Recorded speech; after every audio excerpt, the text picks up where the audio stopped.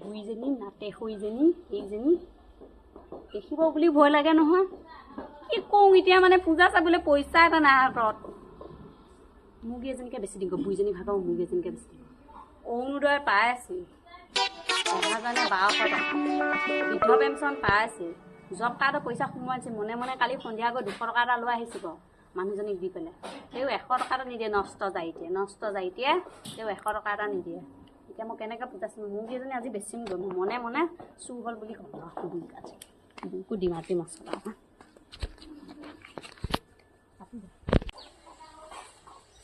কি বুঢ়ীজনী নাথাকোঁতে বোলো এজনী ধৰো এইকেইজনী মোক এনেকুৱা দৌৰাই খুৱাই এইকেইজনী কি ধৰিজন কেনেকৈ ধৰিম এতিয়া এইকেইজনী কোনোবা দেখিলে নেকি আকৌ কি বুঢ়ীজনী লগৰকেইজনীয়ে যদি কেনেবাকৈ দেখে শুকুনিকেইজনী দিব লগাই যিয়ে নহওক মুৰ্গীটো বেছি পেলাই মনে মনে 200 টকা এটা পালোঁ মনটো কিমান ভাল লাগিছে পূজা চাবলৈ লুকুৱাই লওঁ